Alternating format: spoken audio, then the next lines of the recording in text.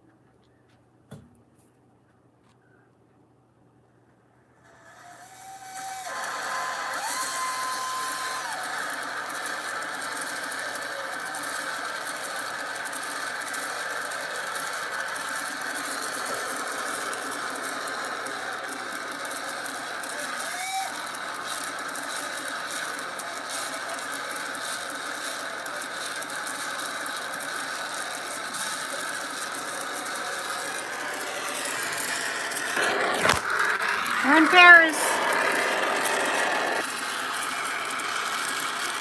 Happy New Year, Europe.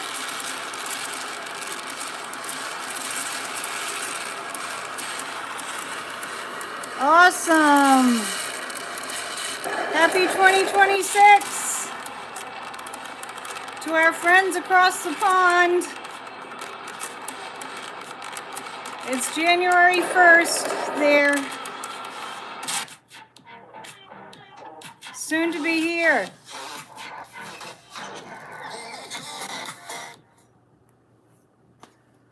Welcome to the celebration.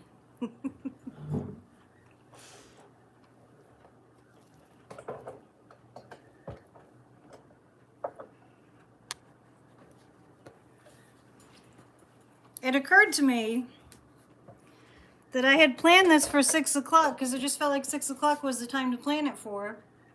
Welcome, welcome to my New Year's Eve event.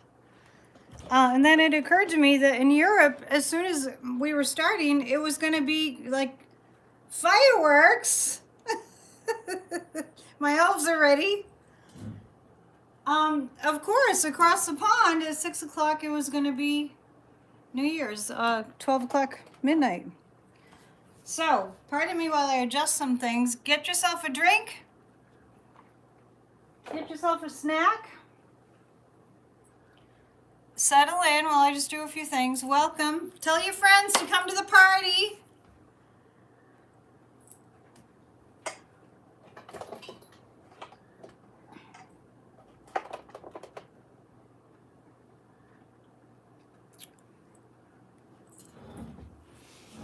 All right, I'm going to light the candles in a sec, but I just want to welcome you. This is probably the 5th year that I've done this, or the 4th year.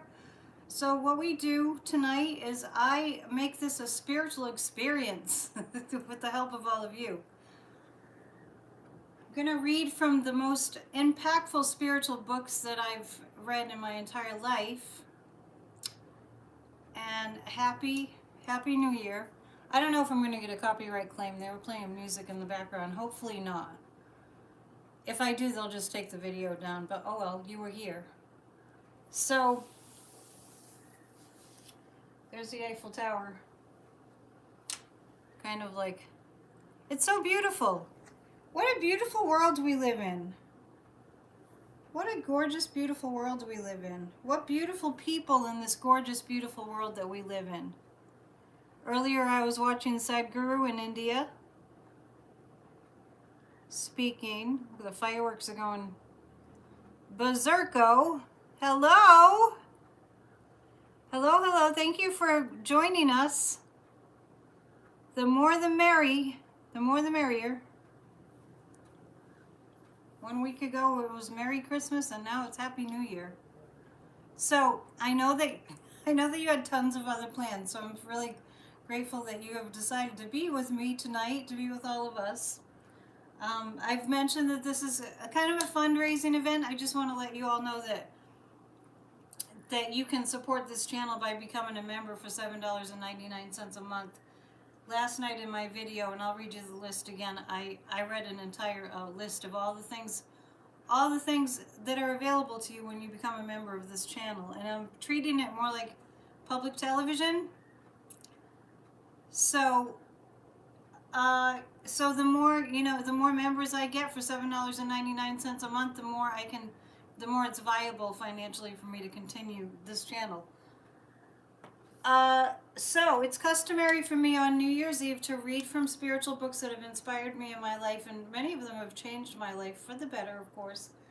And so I'm going to just grab some flame and light some candles, and I'll show you some more. I'll show you some more fireworks. Let's see. Hang on.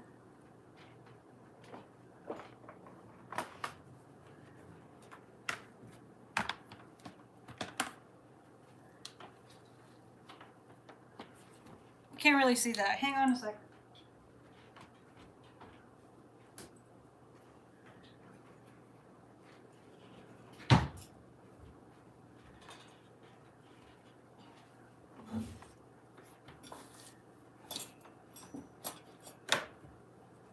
All right. My piano is very decorated.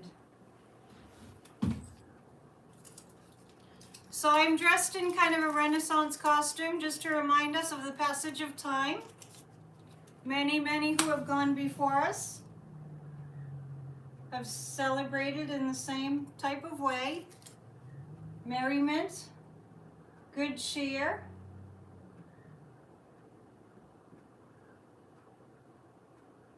and music, and great spiritual energy.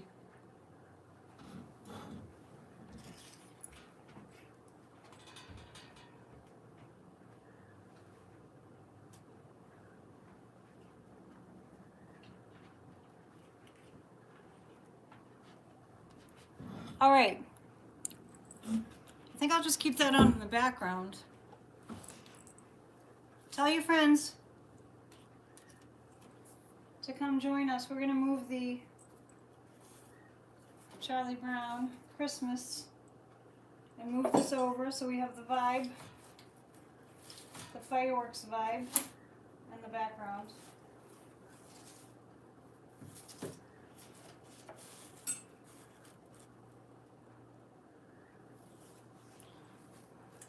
Someday I'll have a crew.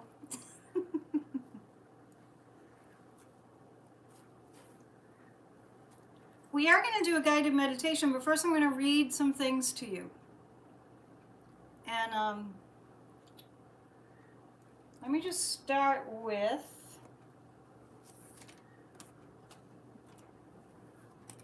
Ernest Holmes.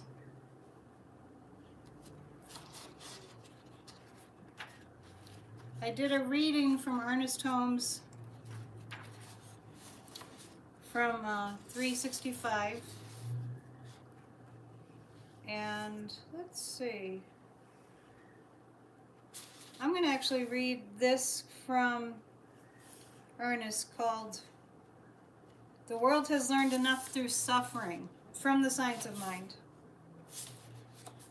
We'll be talking too tonight about different things that are going to happen this year. And as I said, we're going to do a guided meditation in a little bit, once there's a few more people here. So this is entitled, "The World Has Learned All It Should Through Suffering." The science of mind and spirit makes a tremendous claim when it states that the individual shall be free from the bondage of sickness, poverty, and unhappiness. It does, however, carefully set forth the conditions under which freedom operates and the laws governing life, stating in no uncertain terms that unless man understands these conditions and obeys these laws, he will not receive the full benefit from this teaching. The world is beginning to realize that it has learned all it should through suffering and pain.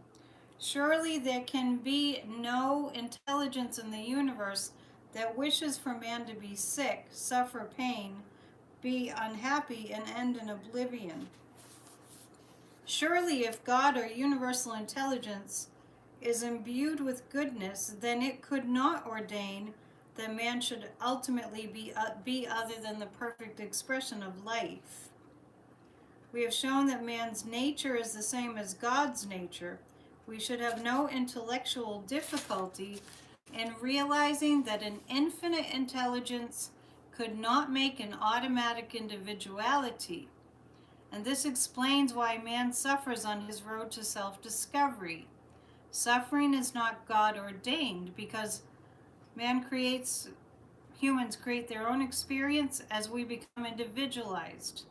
By individuality is meant self-choice, volition, conscious mind, personified spirit, complete freedom, and a power to back up that freedom. We cannot imagine a mechanical or unspontaneous individuality. To be real and free, individuality must be created in the image of perfection and let alone to make a great discovery for itself. And so it is. All right. So let's think about what we want this year to bring for us.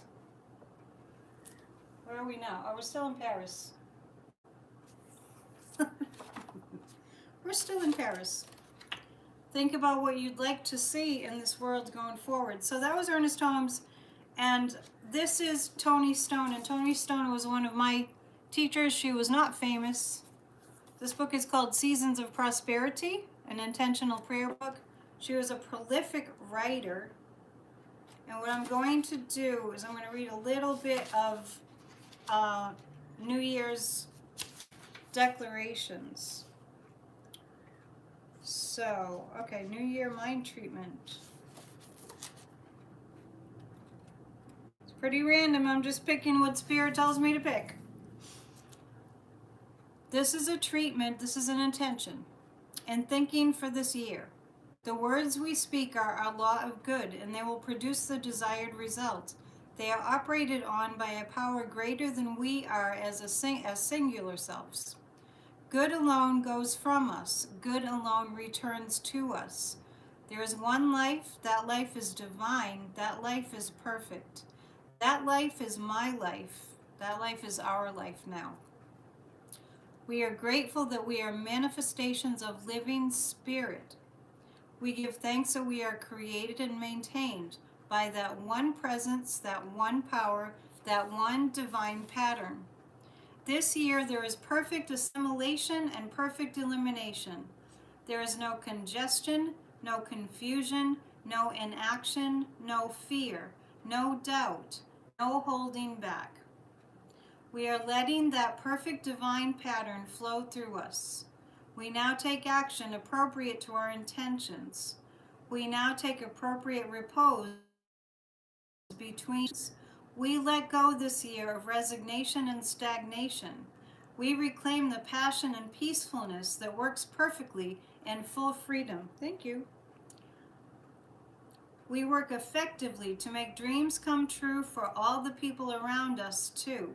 The conversations we create with others create powerful partnerships, networking. Everyone wins. Speaking creates ever more possibility for true goals and real love. We reclaim and walk the line destined for us by our most high expression of the one presence and the one power. Our will is the will of highest expression. We produce trust and love with our conversations. We are commitment in action. We overcome all seeming difficulty with great ease. Whatever is ours comes to us. The divine guides all actions. What's next is always perfectly outpicturing. We give thanks. This word as cause is set in action and cannot return void. And so it is. All right. And now some music. Now some music. Hang on.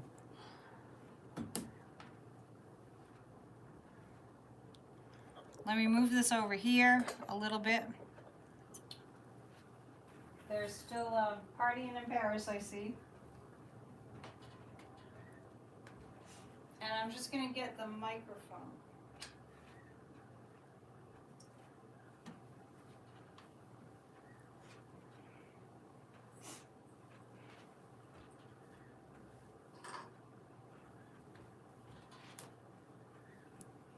I'm going to play you a song on the piano, and it's about saving the world, saving the earth. I just got to grab this.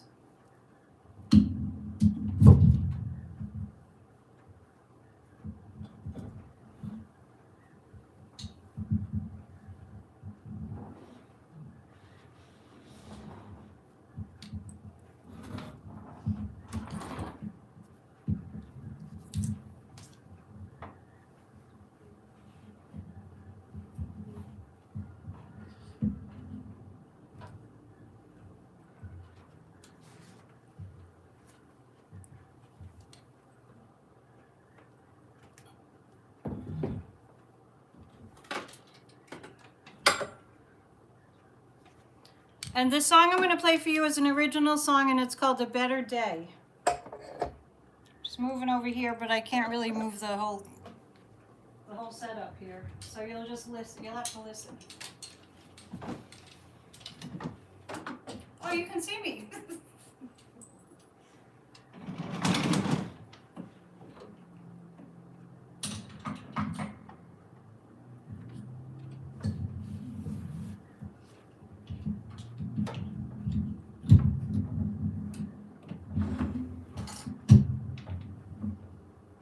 All right, so this is a song and it's called A Better Day. And I wrote this several years ago.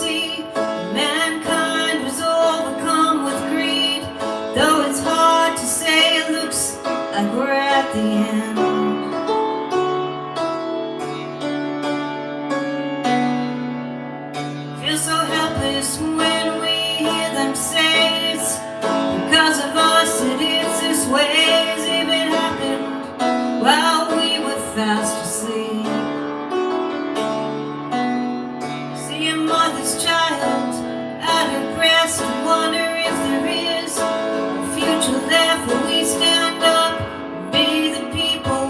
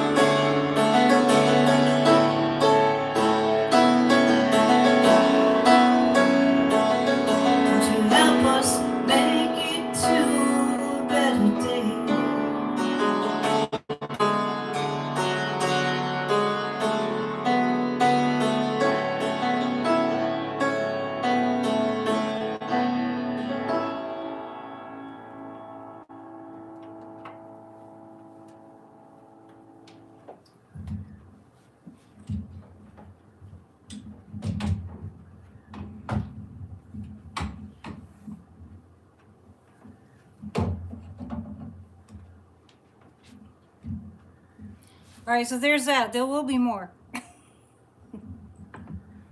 That's called A Better Day. It hasn't been recorded yet.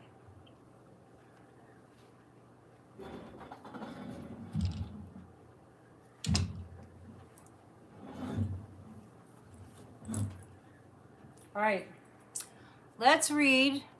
There you are. Let's read some more.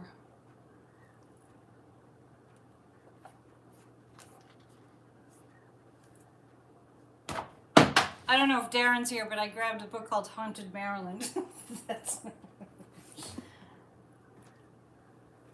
need my glasses, hang on. You know, you guys, when I'm famous, you can say you knew me when I was not famous.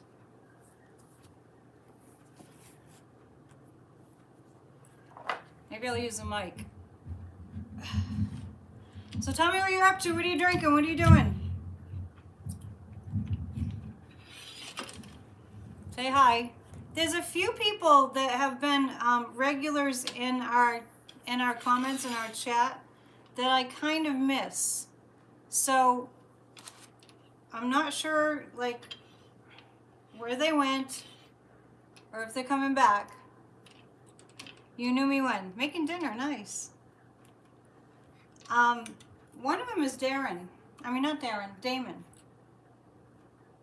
Whatever happened to Damon? So let's just keep people that we love and we know from my channel here in our thoughts tonight. Because, you know, some of them disappeared, and I can think of several, not that this is what happened, but I can think of several people that, since I started my channel, are no longer with us.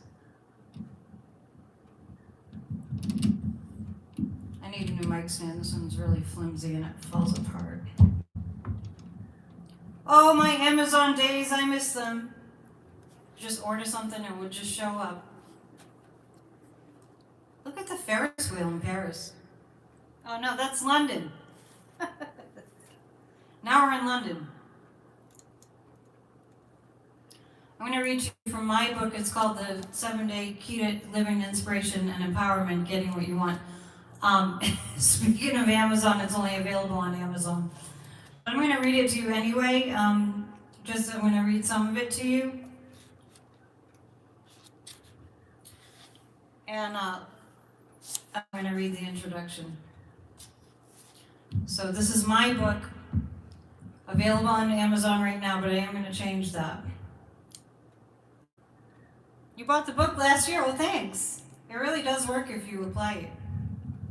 And I also, for members, I have videos where I go over everything in the book. So, yeah, so you have access to all those videos. I'm sorry about this mic stand. I really do need a new one. Introduction. It might have been some form of childhood depression. I remember a world of black and white and gray. Not much in the way of colors. Growing up in a coastal town in Massachusetts, in the oldest fishing village in America, there was a lot of natural beauty around me, but I simply didn't feel very much in the way of inspiration. Through the years, as I grew a little wiser, I learned that my sense of despondency was not something I was born with. I also realized that I didn't have to keep it. Thank you. I began to notice that the messages in my head did not originate from me. They were things I was told by the people around me. When you are young, you really don't have too many choices. You listen to what they are saying and you take it in at a very deep level. What was said went something like this. What you see is what you get.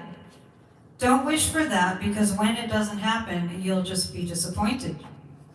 You can't afford it, so just forget it. That's just the way it is. Don't expect it to change. I would venture to say that you can relate to some of these messages. Maybe you could even add some of your own. When I look back now, I feel that I was lucky. That is because there was another voice within me continually having a second opinion and letting me know it. Repeatedly, it seemed to keep saying, guess what? You don't have to believe them. In my teen years, I stumbled upon a couple of what we call New Age books at the time. These books began to give me a new sense of direction and understanding. In essence, they saved me from the morass of distorted, well-meaning but negative views of others. A certain place in my mind began to crack open that was longing to be set free. Something within finally began to experience a sense of reprise from limited ideas. If only for brief moments here and there, it felt like the spring thaw was stirring. I began to sense a world that no one was talking about. At first, I was a little confused. I figured either they had known the truth and had decided to keep it from me, or I had come upon some new information that I would end up teaching. It was simple, but struck me in a profound way. Here it is. Here's that truth. You create your own reality through your thinking. It was like the light had been switched on. Nothing else I had ever heard had felt this dead on, this accurate. I read one book, then another and another. Repeatedly, I noticed each brought up this same topic of mind affecting matter. To this day, I have never stopped reading and learning. I continued living and growing up in the environment that I had previously found so gray and limiting, but colors then began to emerge. Though I was still young and not yet able to set out on my own, I noticed that my newfound awareness seemed to lend me an indomitable sense of possibility and strength. Slowly, this wisdom helped loosen the mental and emotional grip that my blue-collared working-class hometown had on my conscious thinking. When I overheard someone saying, "That's just the way it is," and giving me a sense that I just had to go along with it, I noticed myself no longer accepting this. As I grew up, I went one step further, quietly rejecting the traditional role expected of me as a woman. Though I have the utmost respect for women who choose the mother-wife position in life, I had always inwardly felt a strong sense it just wasn't for me. The new schools of thought I was exploring served the important role of giving me courage to stake out my own path. I was inspired enough by my reading to listen to my own self rather than the traditional ways, discovering the many alternatives the world out there had to offer. I stumbled upon groups and individuals who were also practicing using the power of thought to shape their lives. I learned as much as I could about creating what I needed through my thinking and envisioning. Eventually, I became pretty good at it, attracting many wonderful things: students and clients from my businesses, places to live and places to work from. I attracted true friends and associates who have helped me to advance my career. On the material end, I attracted anything from the menial, like clothes and small items, to the large, like cars and pianos. I manifested this piano. I've always been good at manifesting pianos. Whenever I needed to, which in my fledgling years was often, I worked hard at stopping myself from hanging on to negative emotions and perceptions of myself and the world around me.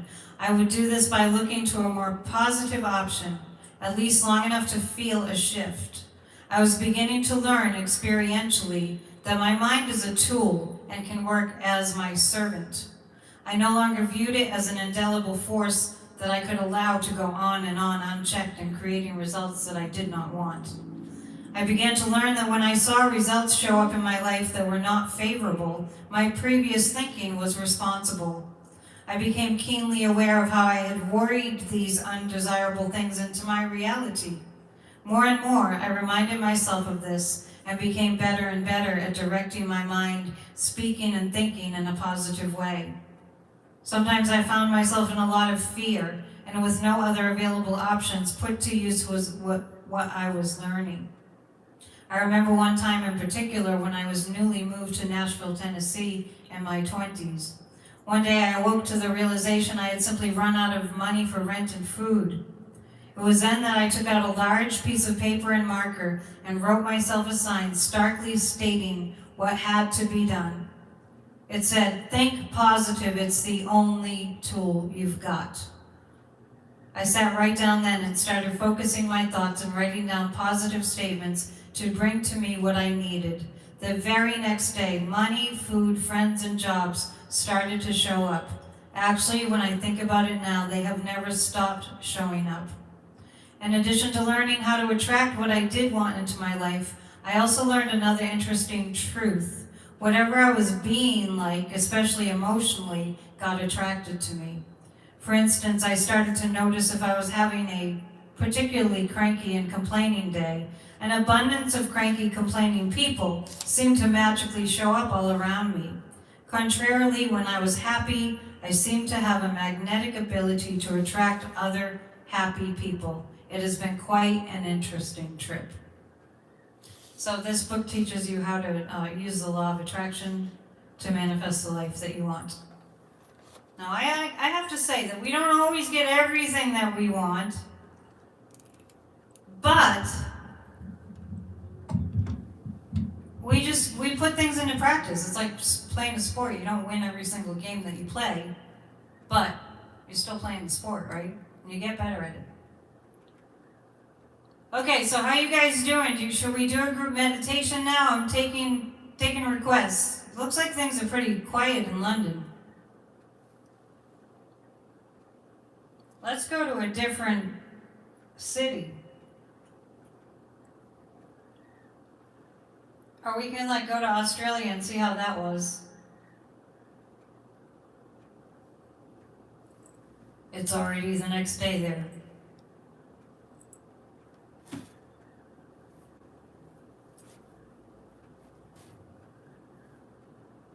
Happy New Year from Australia. We'll do a meditation in a little bit. I'm going to read from a different book now. I have a basket of books here. And if you want to list your favorite books, your favorite spiritual books that have inspired you in your life, definitely put that book title in. And I apologize, I can barely see the chat, so talk amongst yourselves. And I'll play another song in a little bit.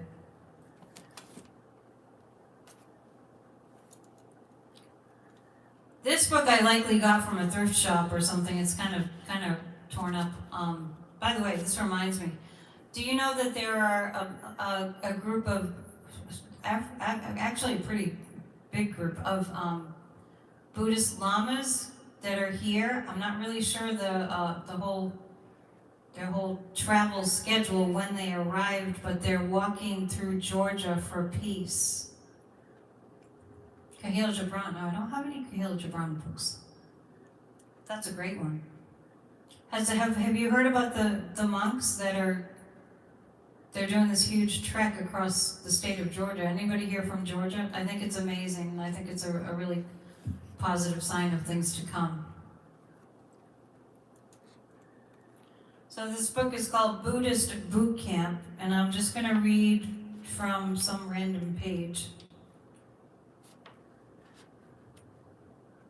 The author is Timber Hawkeye. I believe he was in the military.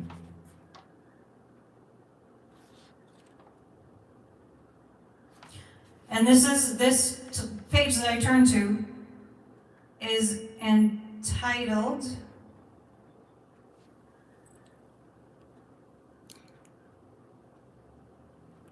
Posts of the March of the Buddhist, March of the Buddhists. It sounds like a musical piece. Was posted on Facebook. Yes, I did see that. Yeah, send them lots of good vibes. So this is entitled Buddhism as a Windshield Wiper. Buddhism is often misunderstood. I remember my own dad telling me that he thought we worshiped the fat guy statue that he is accustomed to seeing at Chinese restaurants. That's funny. Buddha literally means the awakened one. And there are a lot of Buddhas, not just one. Many sages have awakened from the illusion of separateness, which is what we are all capable of doing. And that's why you too are a Buddha. We're just asleep and trying to wake up, that's all. The Indians have their own depiction of the Buddha, as do the Thai, the Japanese, and of course the Chinese, whose Buddha you often see at restaurants with kids running around him. In each case, it is simply a cultural depiction of absolute happiness, the way they understand it, nothing more. What I really like about Buddhism is that the Buddha was a simple man, not holier than thou, or something we could never be. He was just like you and me. He wasn't a god, although some sects refer to him as Lord Buddha, nor was he special in any way until the figurative light bulb over his head turned on. Once he understood how the universe was interconnected, almost everyone thought he was crazy. Some still do. But a few people realized he was onto something beautiful. And so his teachings started to spread to neighboring countries and continue to. As is the case with any idea, once it is shared, there are many different variations and sects of Buddhism, S-E-C-T-S, and some even contradict one another. Remember playing broken telephone in first grade? Same concept, the sharing. Buddhist boot camp, however, is non-sectarian, sticking to the simple principles as they were prior to being infused with the surrounding culture. Some flavor from different teachers has inevitably stuck, but I'm trying my best. Is Buddhism a religion? That depends on how you define religion. There is no God theory in the sense of a creator, and any reference to God is to the divinity within all beings, leaving no sentient beings behind. So if it is a religion, then it's like no other. I think of Buddhism as a philosophy or a school of thought. You can be Christian or Jewish, for example, and still find the Buddhist teachings helpful and motivational. In the smallest nutshell I could possibly find, the Buddha taught that we cause our own suffering when we get attached to impermanent things. We cling to people, health, and youth, even though we intellectually know that nothing lasts forever. That's why the concept of letting go is so fundamental to Buddhism. Acknowledge everything that passes by like a cloud in the sky. Some are beautiful, fluffy, and make us smile, while some are dark and cold, but they're all impermanent. There is beauty to impermanence, but it can only be experienced without attachment. When we enjoy each moment, knowing full well that it will pass and make way for a new one. Only then can we actually celebrate every breath instead of feeling sad about what has passed or what will never be again. As Tyler Durden not so delicately put it, know, not fear. Just know that one day you're going to die. That distinction, as far as I'm concerned, is the key to happiness. You can choose to be happy or you can choose to be afraid, but the choice is always yours.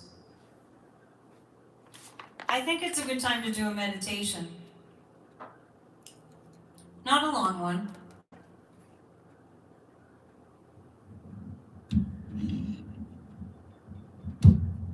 I like to think often, and I think it's a Buddhist saying, constantly remember death.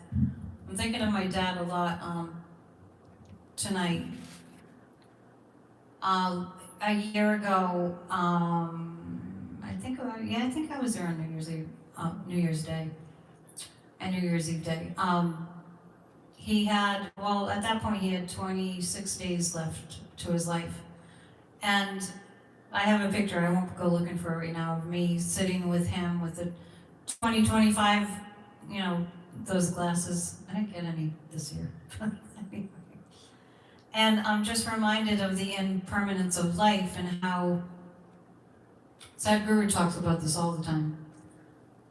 We behave as if we have forever, and we really don't. Fireworks in Dubai. I'm just going to the different cities. Too many bright buildings there. Anyway, I'm sure the fireworks in Dubai are just incredibly amazing. So we do live so often, we're not reminding ourselves that we only have a certain amount of time, and our lives are just like a blip. And the whole scheme of the timeline of the universe, we're just this little blip. So at the end of the year, I like to think about, okay, what am I going to do? What's my legacy going to be? And what's my contribution going to be? So that when I leave, there's a ripple. There's a ripple when you're here, but to have a ripple after you go, that's a pretty big deal. After my dad passed away on January 27th, early in the morning, around 5 or 6 hours later, there was a little earthquake. So, just speaking of leaving a ripple.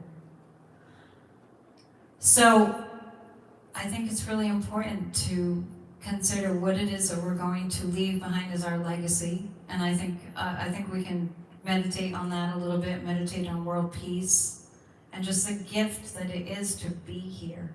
And by the way, thank you for your generous donations. This is a fundraiser tonight in the sense that I want to see, how many donations I can get. I appreciate it, and new members. Just know that your membership is not just a membership. It's not just that you're paying for something, not getting very much in return, because you actually get lots of videos with lots of courses.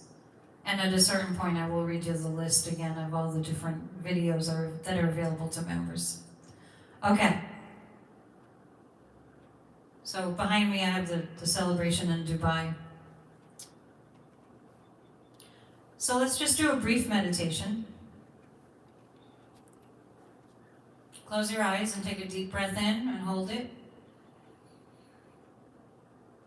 And a longer breath out and just allow your body to settle down.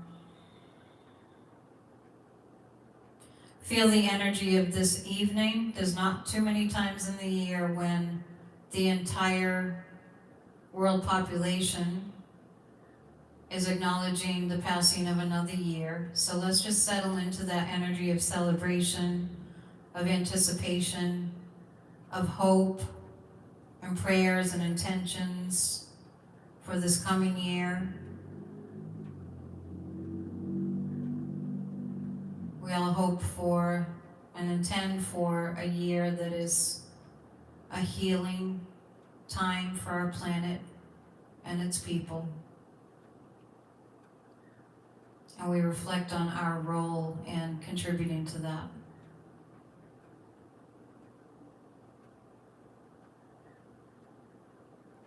And begin to visualize this planet as if you're seeing it from outer space.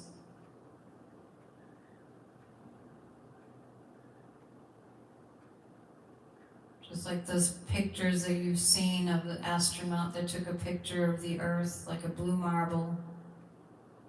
Just marveling at how small it seemed from such a huge vantage point way out there. And imagine that you can see with your mind's eye from this outer space view of the Earth, you can see places of darkness that represents, you have an inner knowing that represent the hardship and the struggle and the suffering that this planet is going through, that the people are going through. And you just notice these dark spots. You don't have to attach yourself emotionally, just notice. So you're floating in outer space. And imagine that all of a sudden you see cosmic rays of beautiful, brilliant light, rays of light, like shards of light, like the brightest lights you've ever seen from the cosmos, like starlight, shining down upon the Earth and filling those dark places of the Earth with light, with healing, balancing light. And in this light, the darkness cannot sustain itself.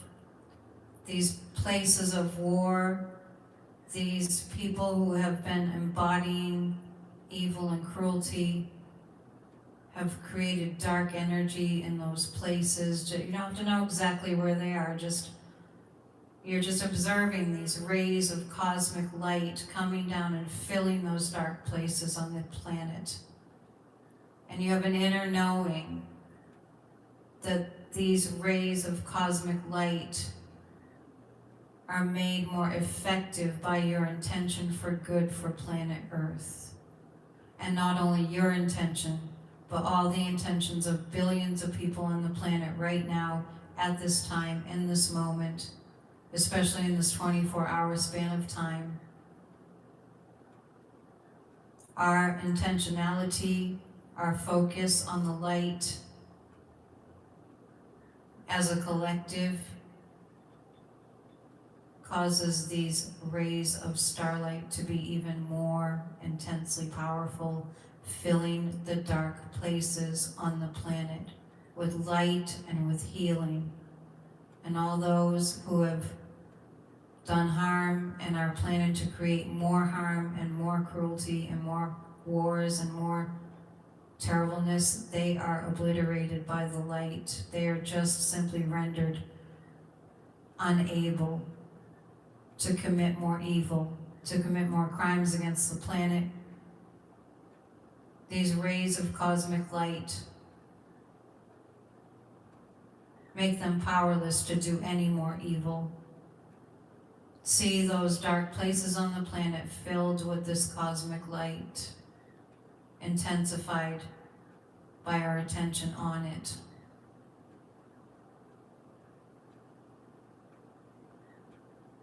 We intend healing for planet Earth, and we feel it and see it and know it happening right now. We intend for all beings, especially those who actively are in meditation, actively in continual prayer, all beings who are sending out a high frequency, that energy that comes from them is amplified in this moment. And prayers and intentions become super powerful in this moment, continuing. And all those who are suffering feel the light, and hope and support and help comes to them. To our clear intention, the cosmic rays of light. Feel it and know it's being done. Now feel in your heart center there's a ball of beautiful bright light. And as you put your attention on this ball of white light in your heart center, it grows. And it fills your entire being, and now you are truly a light being. Your entire physicalness is flooded with light. And imagine that the light extends out from your being into your surroundings. It's more powerful than you can even take responsibility for. It's a cosmic, high intelligent light. And just you walking on the planet and intending or sending this light outward, and know that you are more powerful than you ever could have imagined, and allow the light to flow through you and the love to flow through you and out from you from the heart center. And know for certain that despite anything you might think, you are the catalyst that moves this planet into healing. And just be quiet for a few moments, reflecting on this.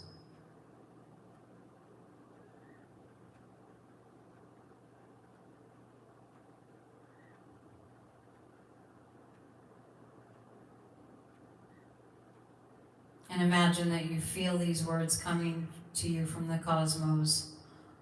All is well.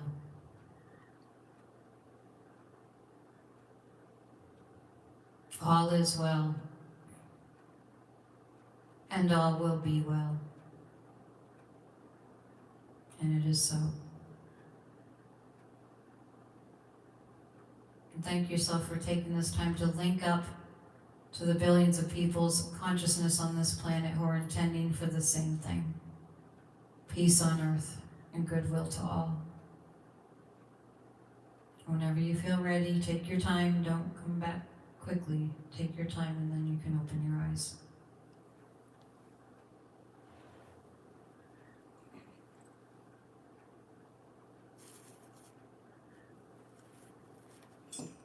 All right, and I'm going to see if I can find a guitar pick. You know me, I'm always losing things.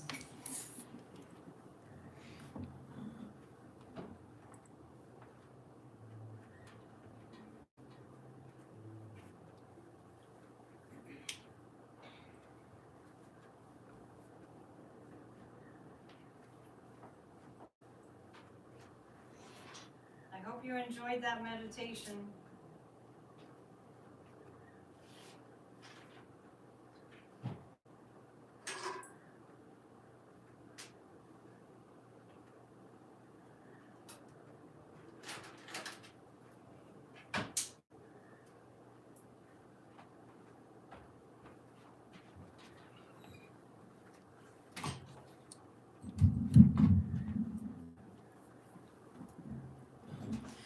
It's not a guitar pick, but this will have to do. Are we looking at New Zealand right now? Move back a little bit. I don't know if many of you know, but I do have an album, I do have a record, and it's available on my channel. It's also available on Spotify, which I'm probably going to take it off of there, but Spotify pays you about 0.08 cents per song sold. So it's just a waste of time, actually. But that particular record, speaking of manifesting things, I was able to manifest like the creme de la creme of music greats to play on my record, and the song is called New World, and it is on the record. And on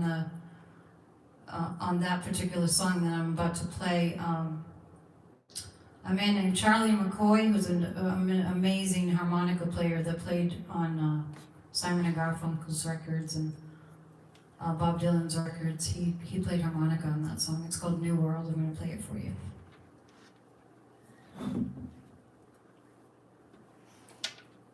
All right. And intend for the musicians of the world that we have ways now to make money on our creations. It's called New World.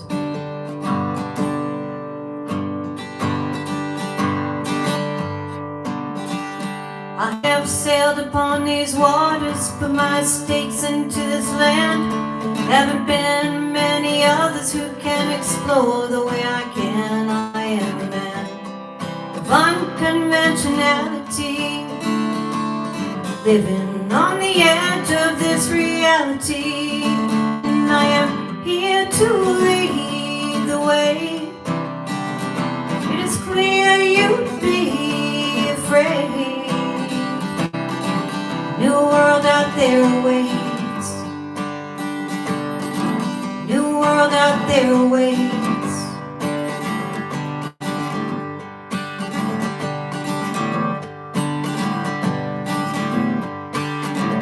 I have preached upon this mountain and people knew me well. I told them heaven can be found if you only look inside yourselves. I am a man of unconventionality, living on the edge of this reality. And I am here to lead the way. It is clear you'd be afraid.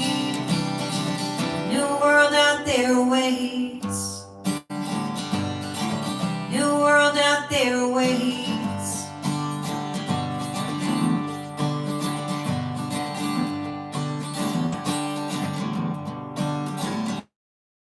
We can't follow all the others or discover a new way. Take some risks and find our courage. On a new road we will pave. We can stand for unconventionality.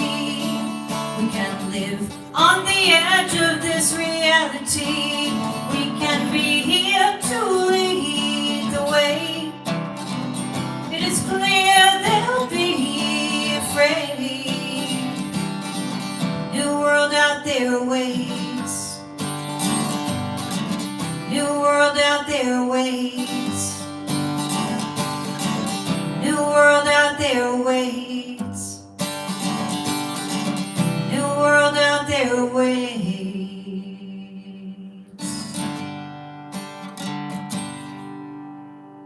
Thank you, Jackie.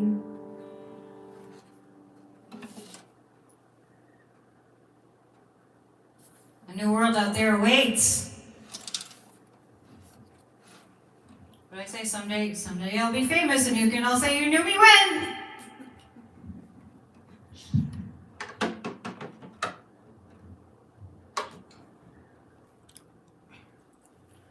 Let me know if it's working.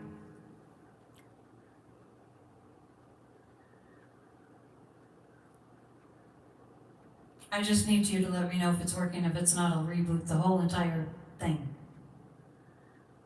Is anybody out there? Okay, so what I did was I just switched my Wi-Fi source, so hopefully people will come back. I hate when that happens. Okay, we're good. I'm glad I didn't have to reboot the whole thing. All of a sudden people just start dropping off like flies. Yeah, I have had Wi-Fi, my own Wi-Fi installed, but that's still clunking out.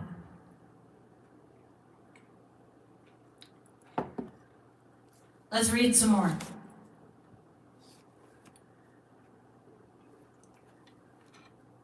I have a basket of books.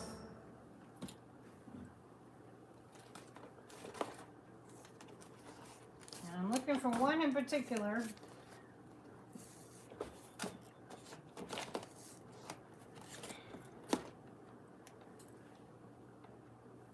And it's this one.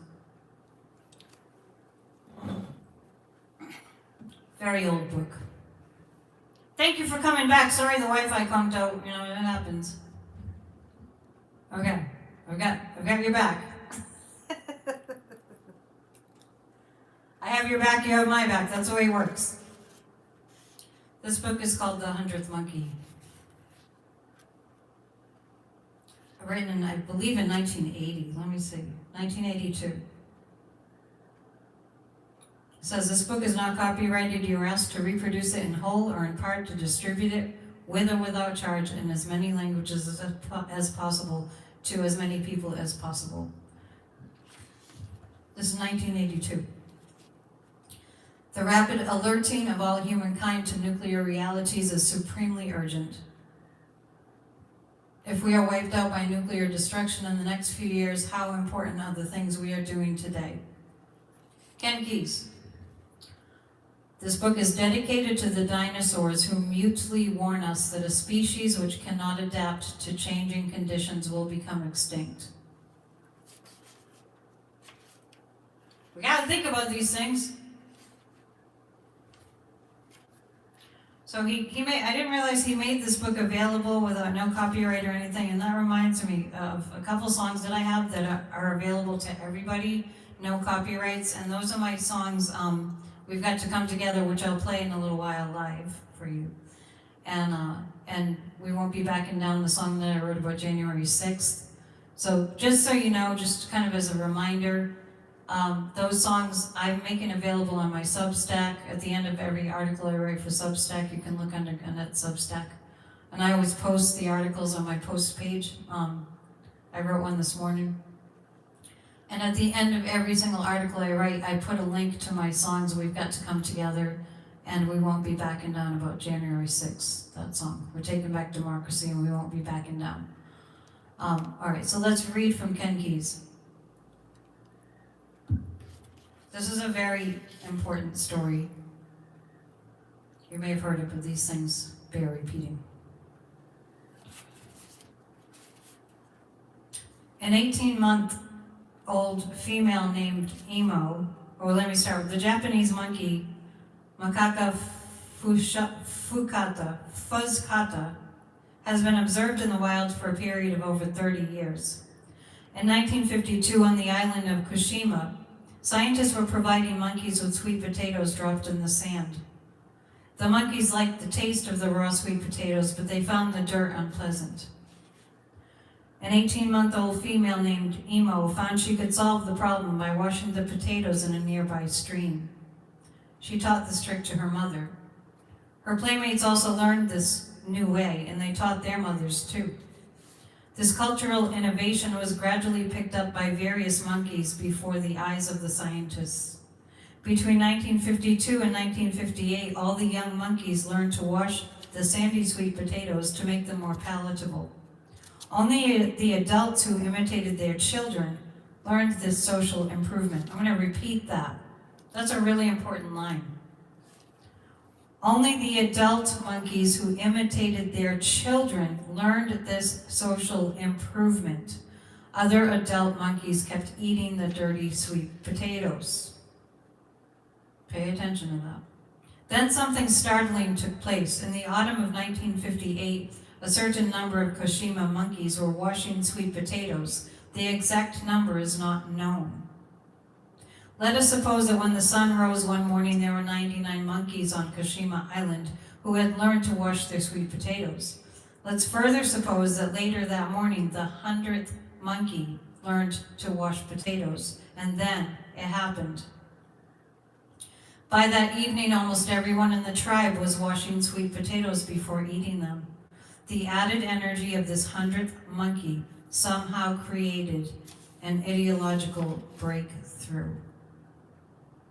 But notice, the most surprising thing observed by these scientists was that the habit of washing sweet potatoes then spontaneously jumped over the sea. Colonies of monkeys on other islands and the mainland troop of monkeys at Takasakiyama began washing their sweet potatoes. Thus, when a certain critical number achieves an awareness, this new awareness may be communicated from mind to mind. Although the exact number may vary, the 100th monkey phenomenon means that when only a limited number of people know of a new way, it may remain the conscious property of these people.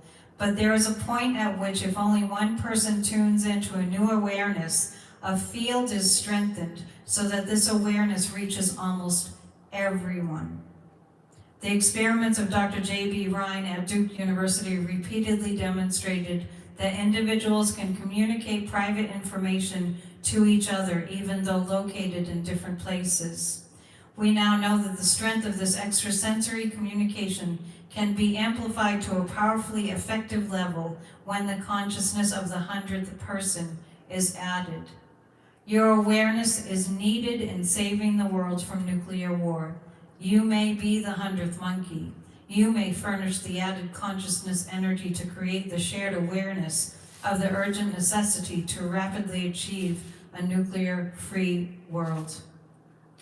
If I knew then what I know now, I never would have helped to develop the bomb, spoke George Kistiakowsky, an advisor to President Eisenhower who worked on the Manhattan Project. Yeah, that's an incredible story about the monkeys. And that's one of the reasons that I really like to, I'm really grateful to have a YouTube channel. I like to join minds with others, particularly, especially during times that the whole world is celebrating and acknowledging certain times.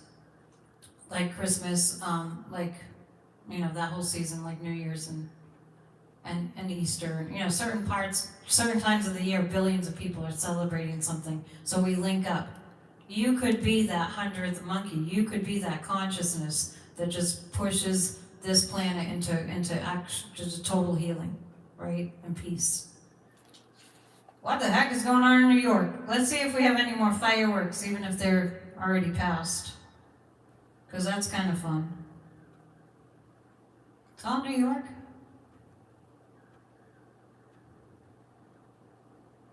This is Bangkok. One of our viewers, Kolani, is in China right now. He's been posting all over Facebook. Today I left a comment. I said, "Are there any trees in China?" Let's see what else we have here.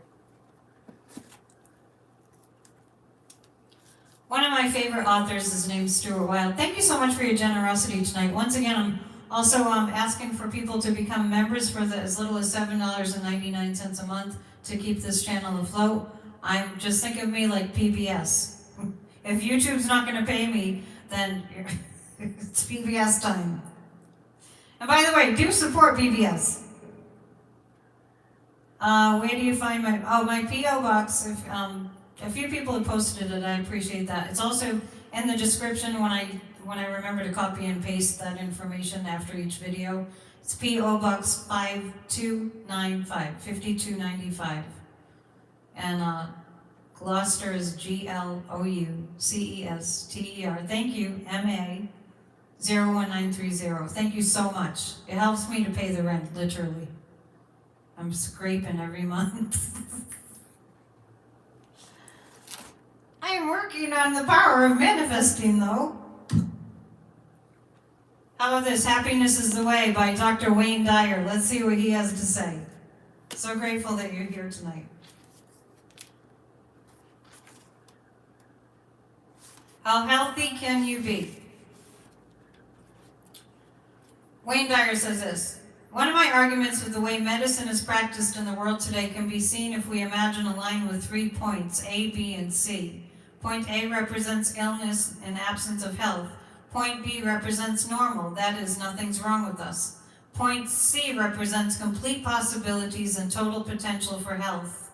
Thank you.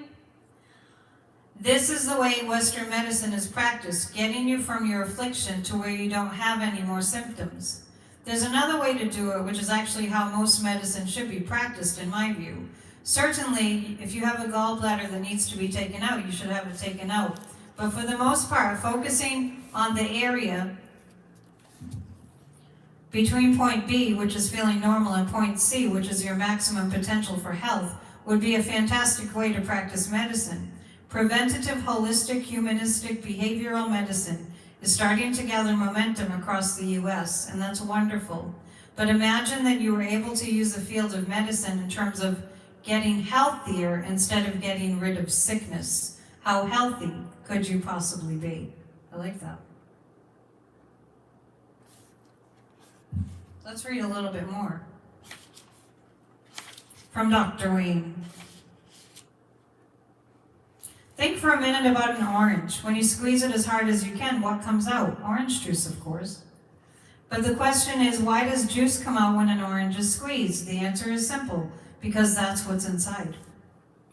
Now, does it matter who does the squeezing? Does it matter how you do it, what instrument you use, or what time of day you do it? No. When you squeeze an orange, what always comes out is what's inside. Similarly, when you squeeze a person, that is, put pressure on them of any kind, and anger and hatred and stress and depression come out, it isn't because of who is doing the squeezing or when they do it or how they choose to do it. It's because it's what's inside that person. If you don't have it inside, it can never come out. Think about the people that are not being nice, that when they're squeezed and under pressure, like awful things come out. That's because that's what's in them. When somebody cuts you off on the freeway and you're mad as hell, it isn't because they cut you off that you're so upset. It's because that is what you carry around inside. And when you stop carrying that around inside, nothing that anybody does can upset you.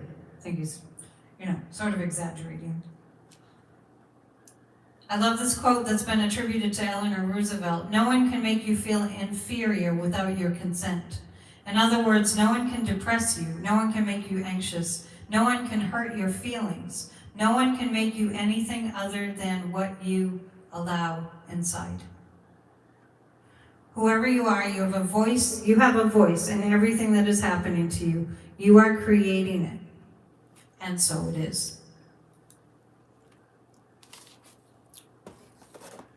Oh, it keeps going off. Wait a minute. I don't know why it's doing that.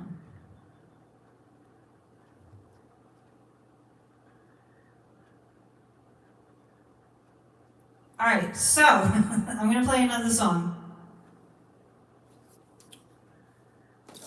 momentarily.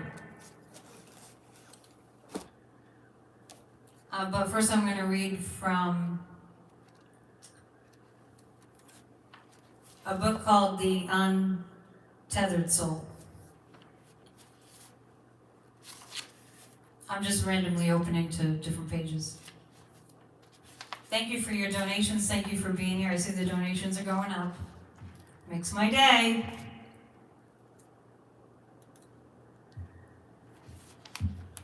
You are so wonderful and generous. By the way, if you're not able to give, I really just want everyone to know you never, ever, ever have to put in the comment, "I'm sorry, I'm broke," because that breaks my heart.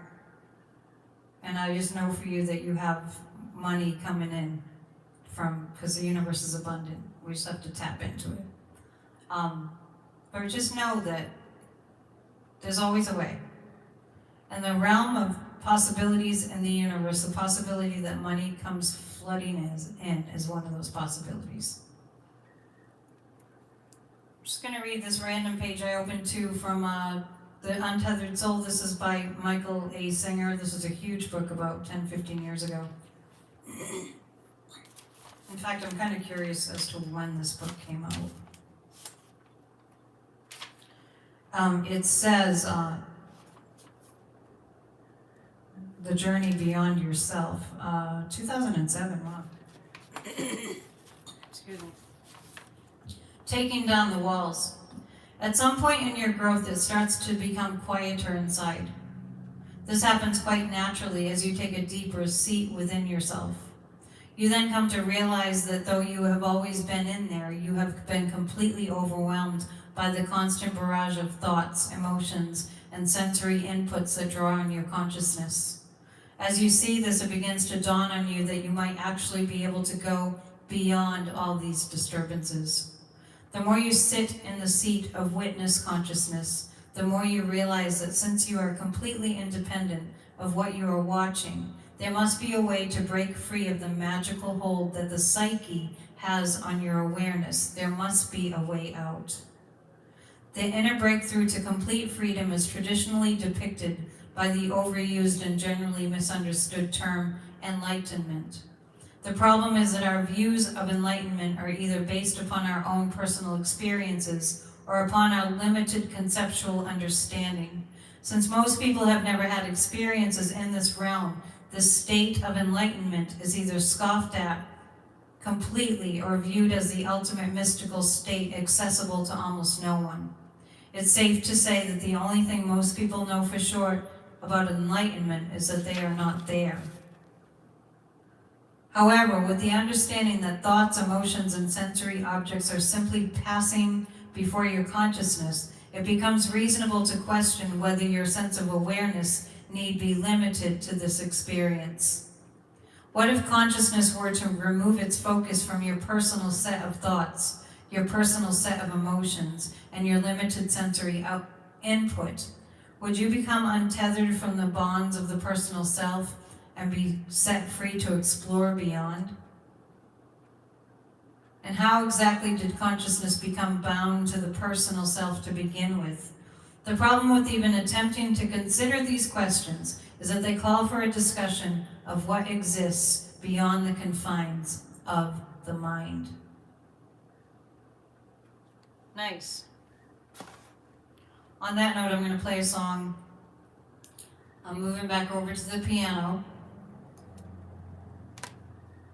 And it's a song that I wrote that I dedicate to Sadhguru. And it's called You Empty Me. So I'm going to move over to the piano now. I got to move the microphone. Let me know if the Wi-Fi is still all working okay before I go do that.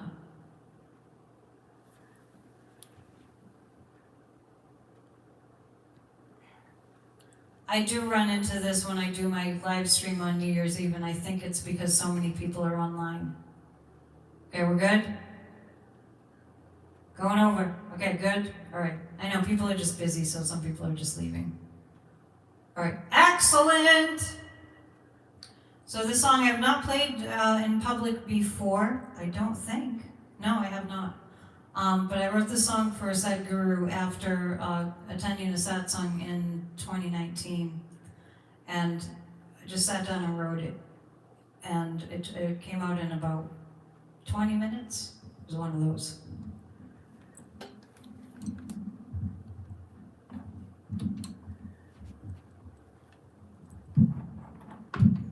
Have a snack, take a sip of your drink.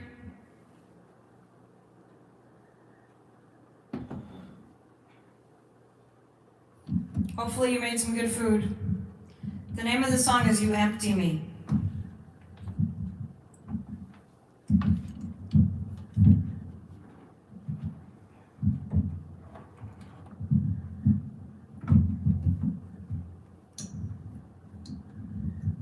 And this one's not quite finished recording, but it's almost there. We need another studio date.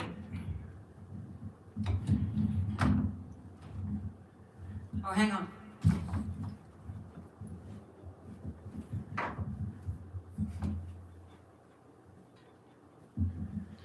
And someday when I'm famous, I'm going to have a crew.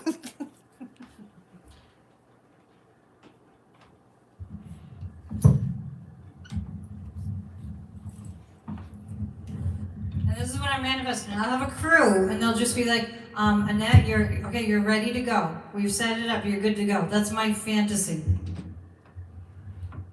So you all are the first to hear this.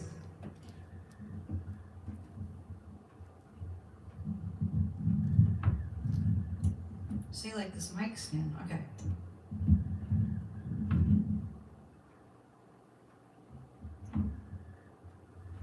All right. Let's do this.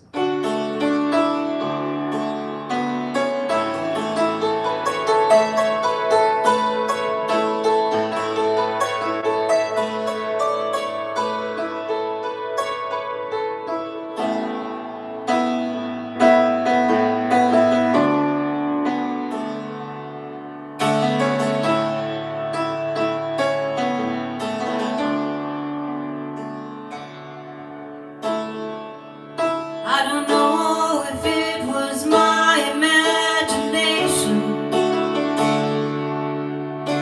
It's like you lit a fire in my soul.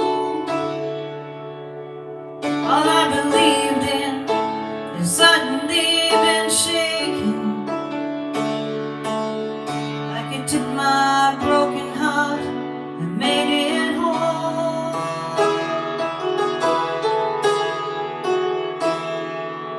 I can't remember where's the end or the beginning.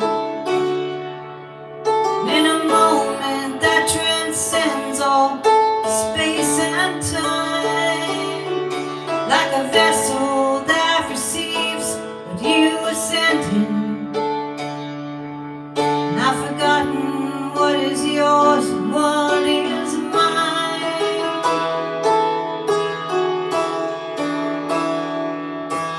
Forever and a day I will follow. Yours is the only way that's making any sense. In a world too often reckless and filled with sorrow, empty me and fill me up again.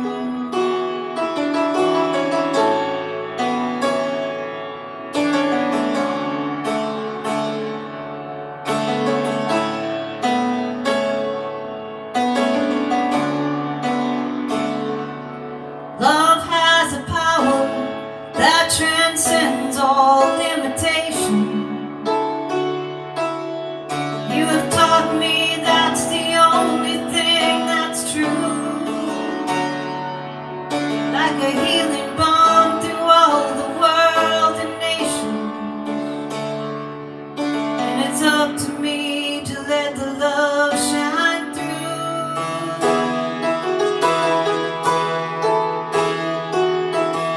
Forever and a day I will follow. Yours is the only way that's making any sense. In a world too often reckless and filled with sorrow, empty me and fill me up again.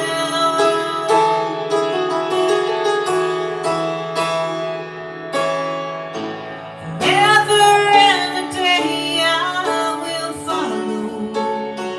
Yours is the only way that's making any sense. In a world too often reckless and filled with sorrow, you empty me and fill me up again. You empty me, fill me up again.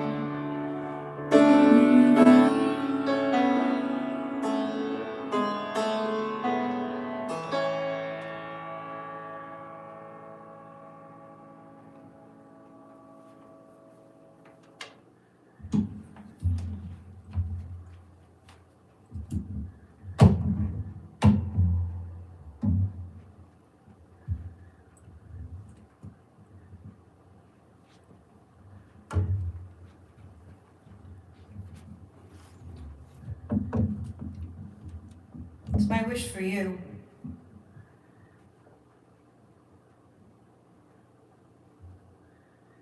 You added my album to, thank you.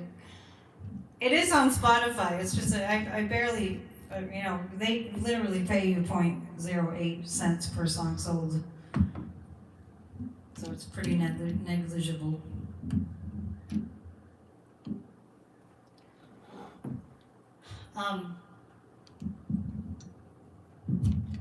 On the topic of Sadhguru, I really do want to talk a little bit about Sadhguru.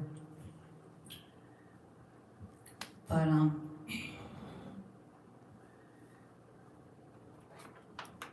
in the sense that I understand, there he is. He's on my wallpaper. In the sense that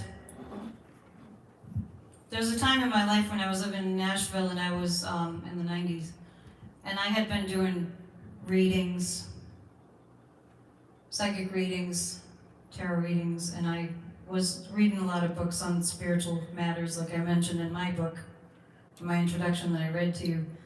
And I literally remember one day I was just kind of sitting in my house where I lived, and I think I said it out loud. I said, I need a teacher.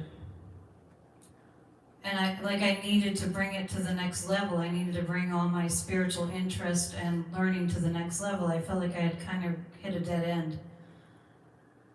And at that point, I had met a singer-songwriter artist. His name was Mitch. And at that time in the 90s, I was really cult-phobic. I was really afraid of cults because there were a lot of cults going on there. And at that time, and I have a relative who was involved in a cult, that Stephen Howson kind of helped my family with that situation. And so I didn't want to go to a group. I didn't want to go and join something. I didn't want to be coerced by, especially not by a man in a turban from India that I knew nothing about. But my friend Mitch kept saying, you gotta meet Jaggy, you gotta meet Jaggy, you gotta meet Jaggy. And I'm like, what? No, I don't. Thank you. Yeah, so that's a song that I wrote for Sadhguru. He has not heard it yet, but I think he's heard it through the ethers. I will play it for him someday. So finally, Jaggy, which is his actual name, he was coming and visiting Nashville a lot. He had relatives, or he had friends in Ohio. And Ohio's not that far from Nashville, where he had friends that he came to visit. And he was teaching the yoga program. It was a 13-day yoga program at the time. And my friend Mitch said, you gotta meet Jaggy, you gotta meet Jaggy. So they had set up a little talk for Jaggy at the Science of Mind, like a little conference center that they had. And I showed up and I met Jaggy, and he, true to form, had a turban on.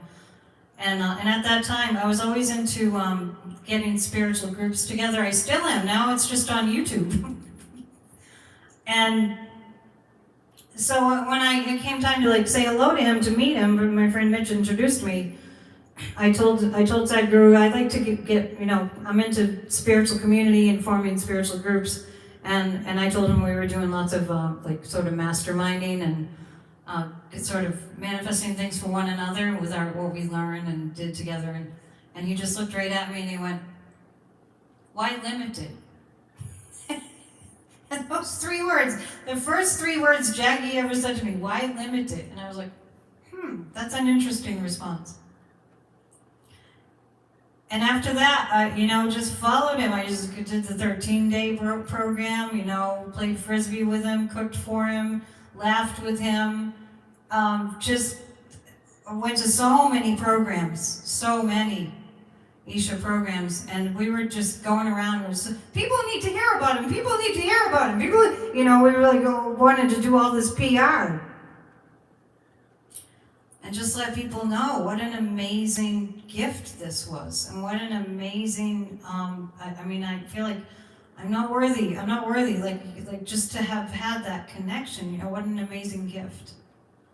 And it's in my heart to share that gift with all of you. That's why I have him behind me when I'm doing my shows. Actually, I'd taken him down at one point, and somebody who was a viewer, this was several years ago, said, I miss seeing Sadhguru on the wall. So I put it back up and I've not taken it down since. They did have a program in India, like I mentioned. They do it every year.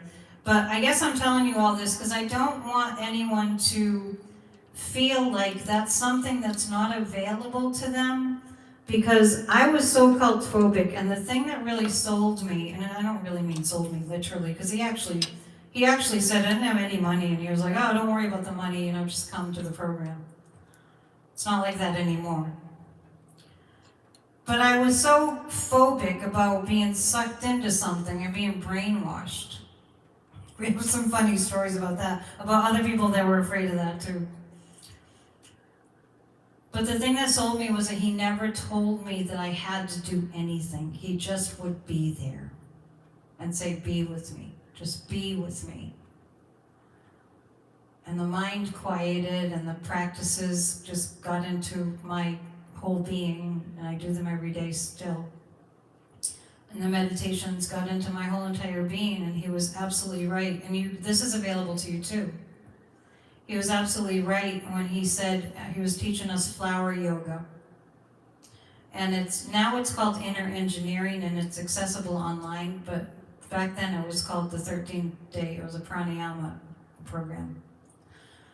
It's a breathing yoga. And so his goal for us was that we would flower. He said, you can do flower yoga, so you can do flower yoga. Little prop. Or we could do rock yoga. But he wanted to teach us flower yoga, because with the sadhana practice, which is your sadhana spiritual practice, with that, you would flower. You would be more like available to life and more participatory in life and more engaged and more, like he would teach us to just stand in front of the group and to just say, I am a parent of the universe, which was so moving. And how many children can you hold in your heart? And you are, and we're responsible for each other, and we're inclusive. We're all one. It's not us versus them. So I just want to encourage everybody. I know that I was just incredibly blessed. I must have done something really good in a past life to have this blessing of knowing him. And when I got to see him, when he was here in Boston, kind of an incognito sort of event at Harvard, I got to say hello for the first time in a long time in person and hug him and say hello again. It was just so beautiful.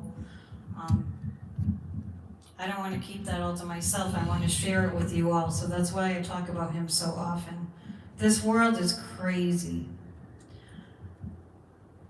But just like the 100th monkey, if you decide to be peaceful, if 1% of the world's population becomes peaceful, we will not lose our planet. We will become a better species. I promise after this event I'm going to get a new mic stand. It's just ridiculous. Okay. Does anyone have any questions? I didn't mean to get into all that, but I just played the song that I wrote for him, so I thought that would give you a kind of a story.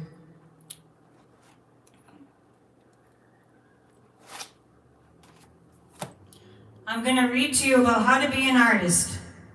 We're all artists.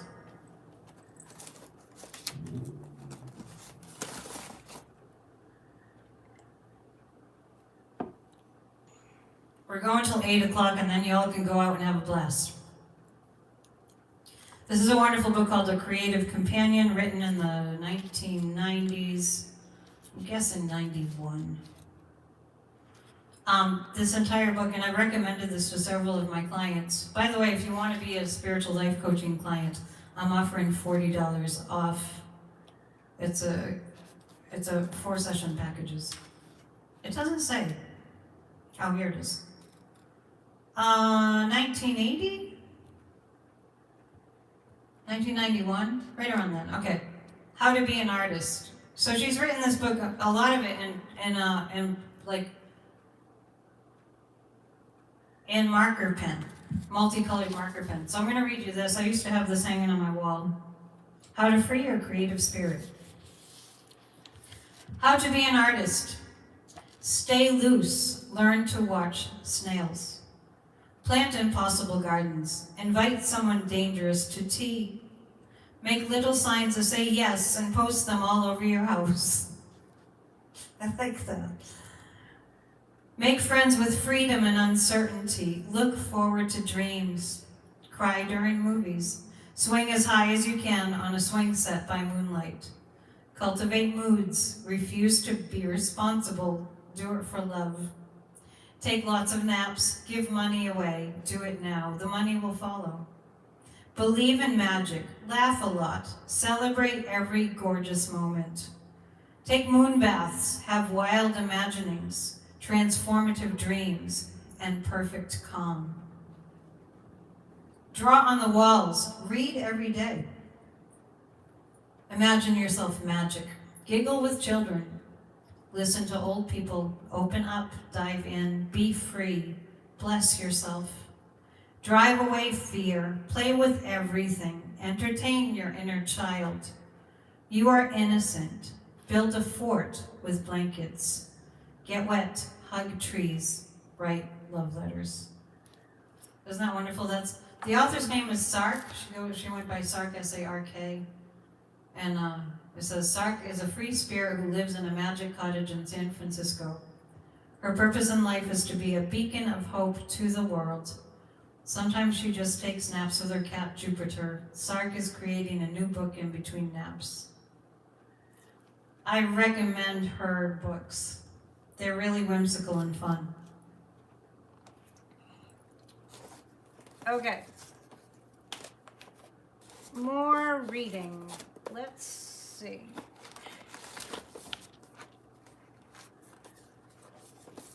Let's read from Eckhart Tolle's book Stillness Speaks. This is a good book. I don't really read. His bestseller was something about being here now. Well, that's Ram Dass. I always get those two confused. How you guys doing out there? I feel like I'm in a rock concert. How you all doing out there? Hello, YouTube viewers! But this is a good book by Eckhart Tolle, so I'm just going to pick something. The thinking mind is a useful and powerful tool, but it is also very limiting when it takes over your life completely, when you don't realize that it is only a small aspect of the consciousness that you are. Wisdom is not a product of thought. The deep knowing that is wisdom arises through the simple act of giving someone or something your full attention. Attention is primordial intelligence, consciousness itself. It dissolves the barriers created by conceptual thought, and with this comes the recognition that nothing exists in and by itself. It joins the perceiver and the perceived in a unifying field of awareness. It is the healer of separation. Whenever you are immersed in compulsive thinking, you are avoiding what is. You don't want to be where you are, here and now. Spiritual awakening is awakening from the dream of thought. This is a good book.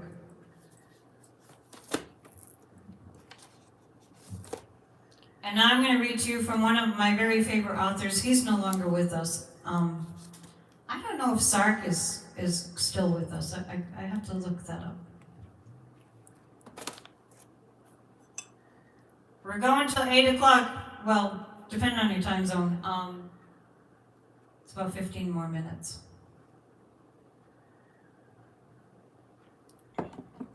Or so. We're in the timeless zone. By the way, Kathy Bale and I did a show at 3 p.m. Today. We did a live stream, so if you weren't there, if you missed it, make sure you check it out. We got into some deep stuff. That was me that did that. It was like down the rabbit hole in it. This is one of my favorite authors. This is Stuart Wilde, and I'm going to read from Silent Power.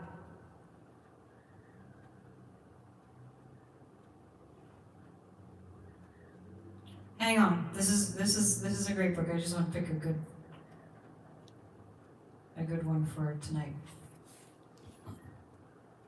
What is normally considered to be power is not real power at all. Chasing money, glamour, sex, wanting control over others, political and military power are all manifestations of the ego.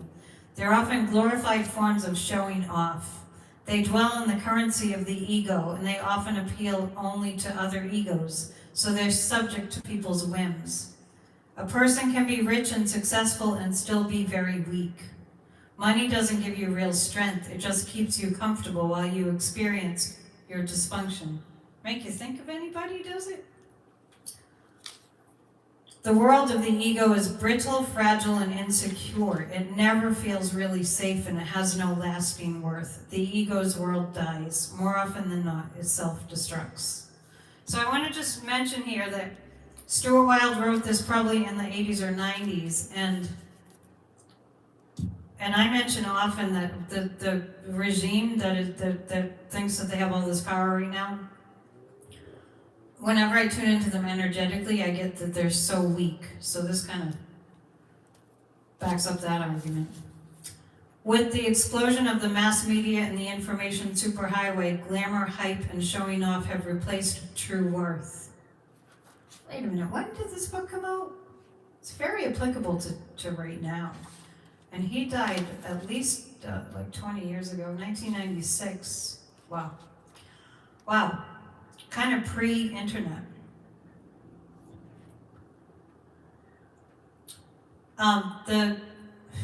The 32-second soundbite is more important than real facts. Oh my gosh. Good old Stuart. The glossy, skimmed-down version of life is all anyone has time for, as each vies with the other for a momentary place in the sun. Many people are victimized by their egos. They feel power-starved, so they crave to be special. Of course, everyone is special in their own spiritual way, but the mass media has heightened people's need to seek fame and attention. Thirsting for power in the ego sense of power, they go through the ludicrous chase of trying to be important, trying to become special in the eyes of others, seeking praise, seeking status. This frenetic chase destroys and saps their energy. Wow, so that's about the ego. And that was in 1996 he was writing that. I don't think he was being like precognitive or I don't think he was predicting the future. It started back then, this frenetic pace. I'm going to read to you from Ken Keyes, who wrote The 100th Monkey that I read for you earlier. Because this truly was the one book that I read when I was a teenager. That somebody gave me. I've told this story before. A friend of mine who's on the other side was a musician, really gentle, beautiful soul. His name was Randy. One Christmas, he just wanted to give me a couple Christmas gifts, and he gave me this book and this other book called The Demonologist. So I'll never forget it. I opened up the book called The Demonologist, and then this book, and I'm like, Randy, what is this? And I really got that, my guides wanted me to have both of those books because one represented evil and this represented God and the light. Ken Keyes, I didn't know a lot about him, but I think he was handicapped in some way in his life. And he died a long time ago. Ken Keyes Jr. is the founder of the Science of Happiness and the Ken Keyes College. So I remember learning from this book the different pathways to higher consciousness. And he had this phrase that I just really loved, and it was always us living love. Here's a quote. A loving person lives in a loving world. A hostile person lives in a hostile world. Everyone you meet is your mirror. I'm reminded in this moment that the past years that I've done this on New Year's Eve, I just thought of it. There seems to be a theme by the end of our event.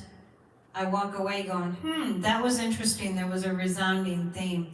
And it seems like tonight, maybe you've picked up on this, the theme is that the only reason that we're not at peace is, when we're not at peace, is that we're in our ego. Oh, thank you for your donations, by the way. It means the world to me. You're really helping me out a lot with your generosity. Make sure you become a member. If you become a member, you can, put that you became a member tonight. Okay. So it's really, the theme seems to be about getting out of our fear and getting out of our egos and getting out of our racing minds that are just go on and on and on and go into a higher place. So he says, it is interesting to note that most of the time in your present adult life, the experiences of insecurity and fear are usually associated with the futuring of your rational mind. You'll be apprehensive and worried about what may happen next. You tend to forget that in all of the situations that you went through last year, you were in the here and now able to handle them in one way or another. If you look back over all of the threats of the past year, you may be able to develop the understanding that you did not need fear or feelings of insecurity to produce the optimal response to each situation in the here and now of your life. In fact, all of the fear and worrying that you did simply wasted your energy and potential for happiness. Some of us manage to kill almost all of our enjoyment of the present by worrying about the future. If there is something you need to do to make you more secure in the future, then you get busy and do it. That's here and now action. But if there's nothing you can do, the game is to let it go from the screen of your consciousness.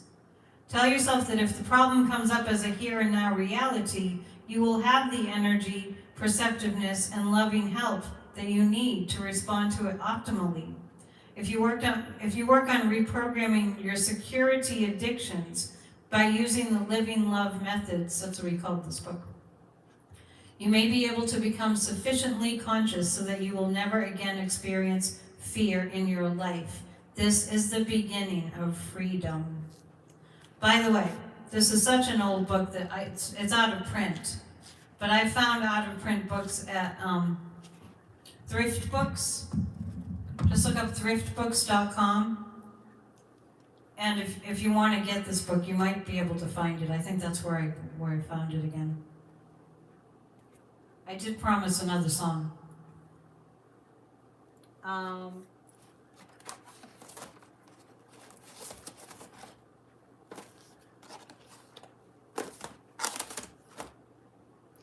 But first, let's read from the Dalai Lama. And I don't have a hard end at, I don't have to end exactly in 10 minutes.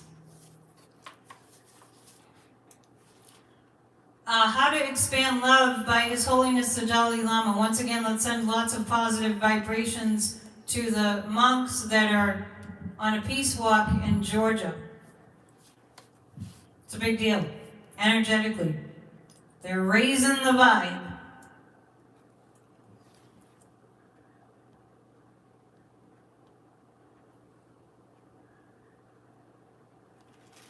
Yeah, I like your comments. Thanks for keeping the comments going. I can't really see them unless I make a concerted effort, but other people do appreciate it. Okay, let's see. What does the Dalai Lama have to say?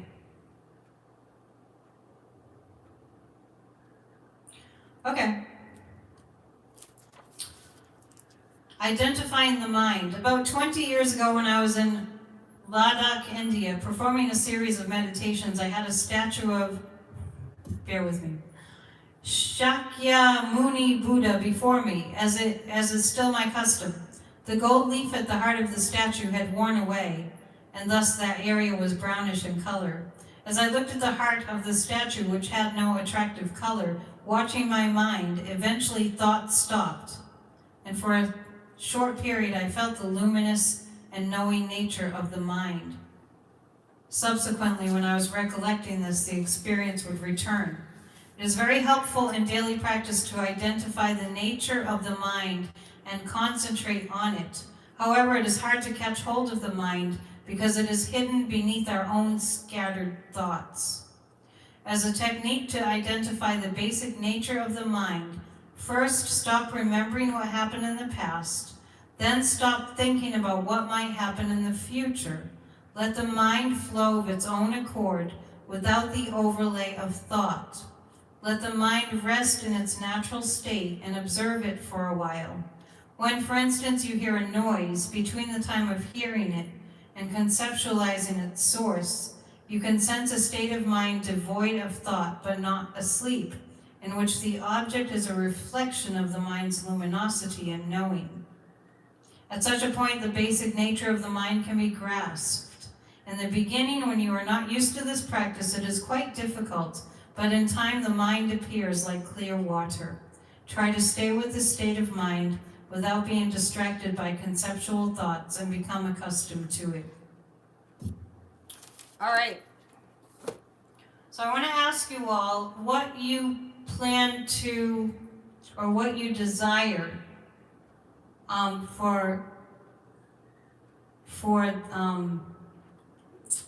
for you to be demonstrating this year. That means you're contributing goodness to the collective. So in other words, I would say to have a spirit of generosity, to really focus on having a spirit of generosity and having a spirit of being as kind as I can. So if you want to put your thoughts about that in the chat, I won't spend a lot of time, going over it, but it's nice for other people to see what your resolution will be this year if you want to offer something up, to hold, to embody that you're contributing to the world. Just keep in mind, like if you have a peaceful presence about you, that you don't even have to be like bumping into anybody. You could just be in your house or your apartment, just being peaceful, and that energy does ripple out because we are all connected. We live in interesting times, and these things really do matter and make a difference. Let's see what's going on in Sydney. Oh, not too much. Let's see what's going on in... We'll just go to...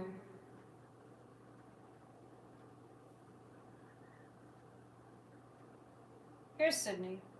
We might have already seen it, but it's nice to have fireworks in the background. The real ones rather than my fake ones. Yeah, get back in the gym if you feel good physically. You're putting out good vibes to the collective for sure. So read the comments. Wonderful. Wonderful, wonderful.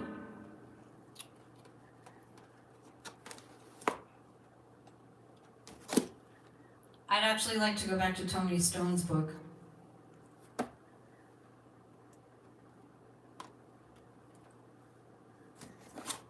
The first year that I did this, when I was in my old office, I would read and then I would walk away for 8 minutes so you could reflect. I have no idea. I don't remember how many people showed up for that, but I would read for 8 minutes and then I would go off stage for 8 minutes so that you could meditate and reflect. It was pretty good.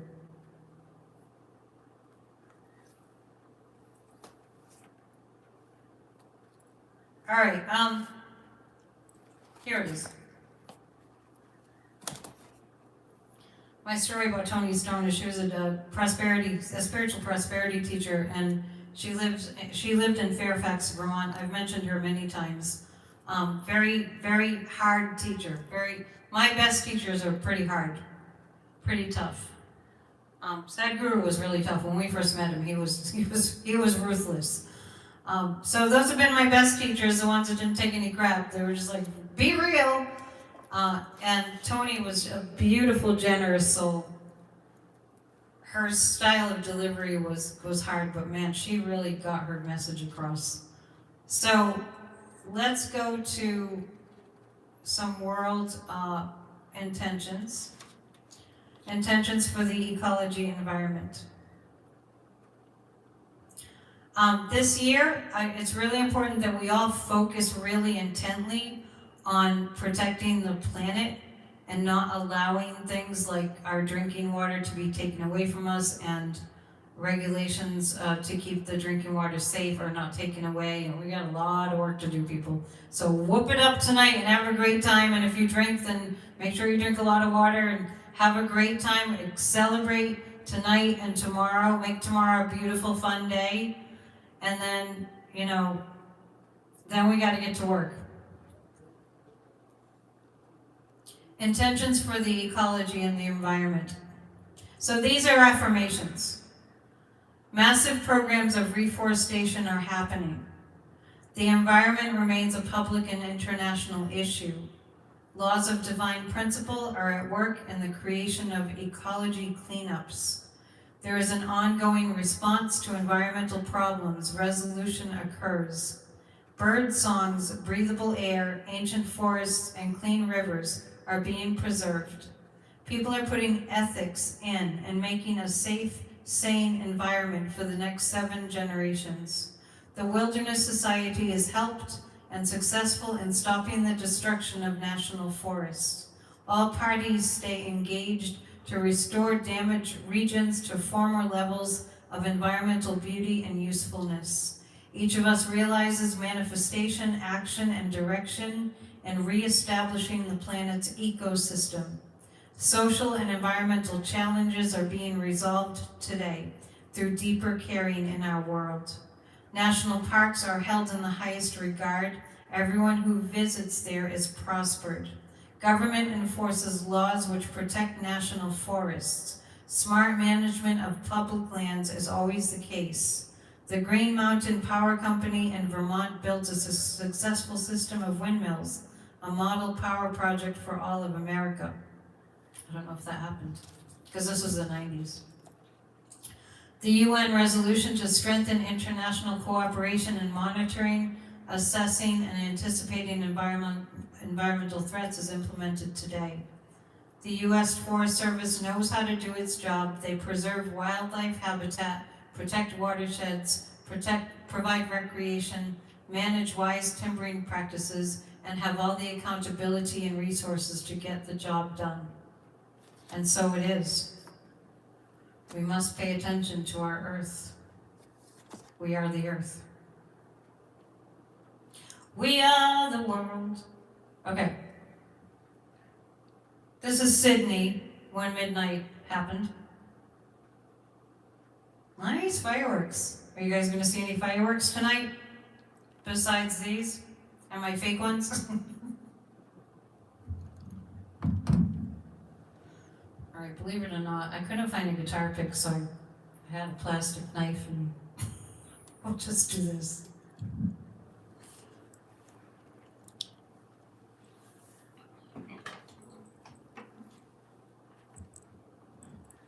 I'm going to play a song that's on my record. The one that's available, hang on.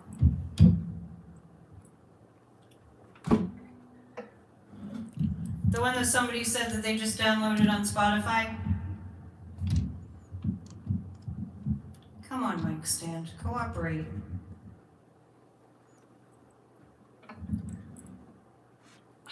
Okay. It's called Shine On.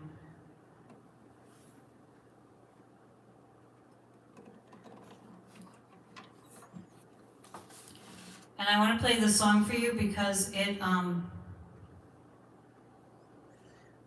starts by mentioning John F. Kennedy.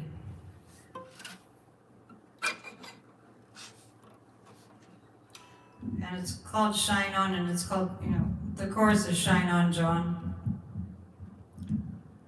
Because the second verse is John Denver that I'm singing about, and the last one is John Lennon. So let us intend that the arts are supported and that great leaders are memorialized and that the Kennedy Center is back to being the Kennedy Center, because this shit just is not going to fly, what they're trying to do, the regime. They will not suppress us.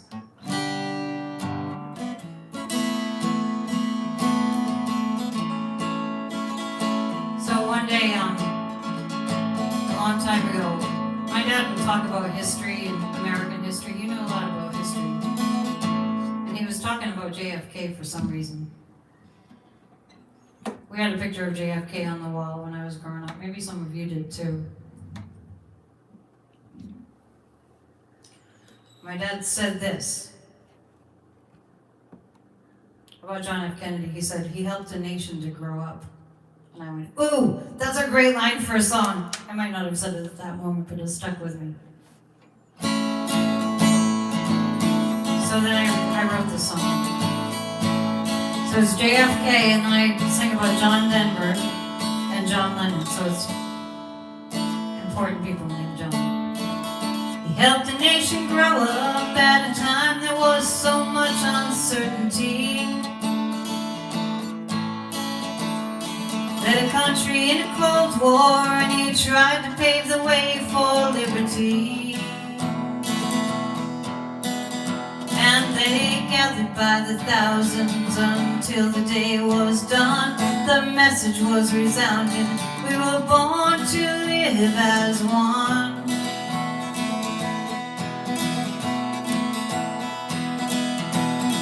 He sang about the mountains and how the eagle made his spirit fly. People heard his sound and they felt the desperation in his cry.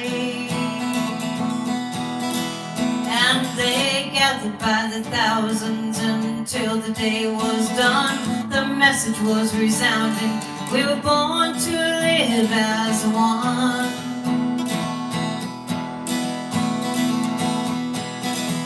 Shine on, John. Shine on, John. Shine on.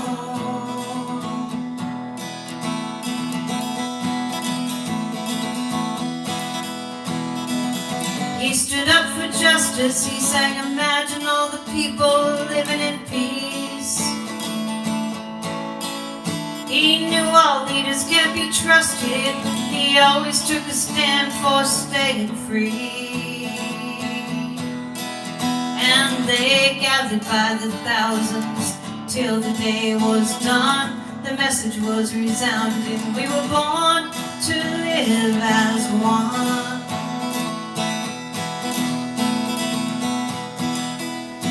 Shine on, John. Shine on, John. Shine on. Shine on. Let us keep the inspiration He left burning in our souls. Let us never be complacent. Let your legacy keep us whole. Shine on, John. Shine on, John. Shine on. Shine on. Shine on and on and on and on and on. John F. Kennedy. Shine on and on and on and on and on.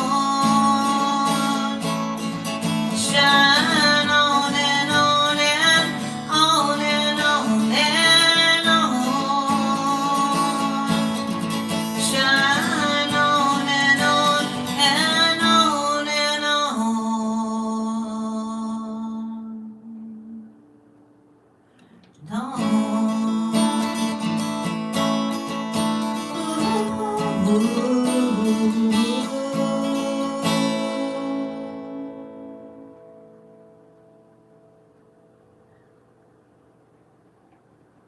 That'd be nice to sing at the Kennedy Center, eh?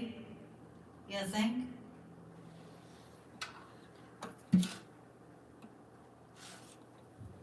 Let's end this evening with a prayer.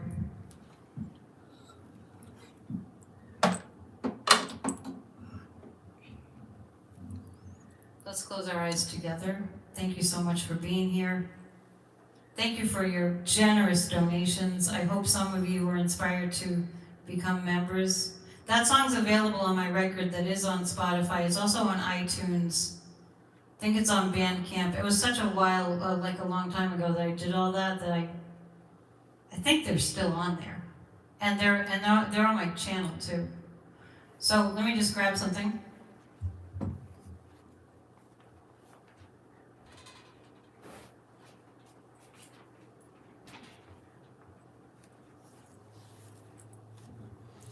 Members, the lowest level to join, to subscribe to be a member is $7.99 a month. So it's a subscription, and you just hit the join button and you choose which level you want to subscribe at. I actually have a high, for wealthy people, if somebody's wealthy and they want to donate more, I have a $250 a month level too.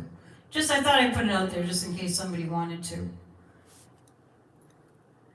Currently for members, these are the videos that are set to members only, and in addition to these, you're invited to a monthly psychic party. We have a blast. The classes and the videos that are now available that you can just, as soon as you become a member, you have access to this. An entire tarot class, all 78 cards, and how I interpret the cards, and how to do a spread and all of it.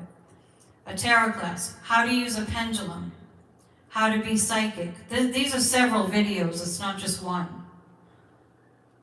40 days to releasing religious guilt. That's 40 videos based on a program that I wrote one year, I think it was 2023, during Lent. And it's about getting over the damage that was done by shoving religious dogma in an authoritarian way down your throat, you know. So 40 days to releasing religious guilt, it's 40 videos. Also videos on how to be powerful. I don't remember how many videos that is. Another series, how to be peaceful. And another series based on my book that I read from tonight. Right here. Unfortunately, it's only available on Amazon at the present time. I might buy a bunch of them and just sell them from here. The 7-Day Key to Living Inspiration Empowerment, that's a great one to start right now, today, for the new year. In the new year, I'm going to do a course for members. It's videos that I record and upload, and it's going to, the first one I think is going to be how to, like writing your life's mission or your life's purpose.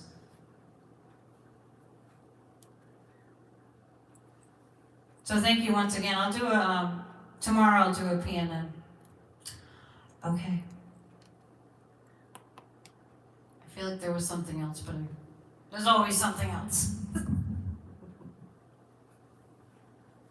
Take some time and be peaceful over these next couple of days. We really do. The world needs a lot of prayers. So let's just close our eyes just for a minute or so. There are a lot of people right now that are on meditation retreats. That's kind of a New Year's thing. So just know that we're not the only ones going into the quiet right now, and it's really powerful when more are doing it.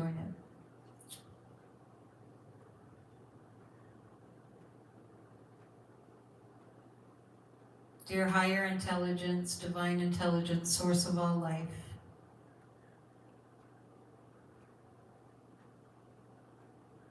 we're so grateful for the goodness that came through this year. We are so grateful for all the good people who stood up for democracy. We're grateful for all the gifts and the blessings. And let us pray that in this new year we see more and more people come together as one mind and one consciousness successfully. May we envision and intend that we see the results of the fruits of our labor, that we see people come into a place of loving to love. For this new year, we see people being really proud of democracy. being really proud to be part of a democracy and to be so in love with democracy that we do anything that we possibly can to cherish it, to preserve it, to strengthen it. We envision for this new year democracies around the world succeeding, the people having the power. We feel it, we know that this is the plan for our globe, to cast off the evil and to bring healing everywhere. And this year, if you want to, you can make a promise that you'll envision this whenever you think of it, whenever you get a chance. We ask the higher power to help us to refocus our thoughts when things get real crazy.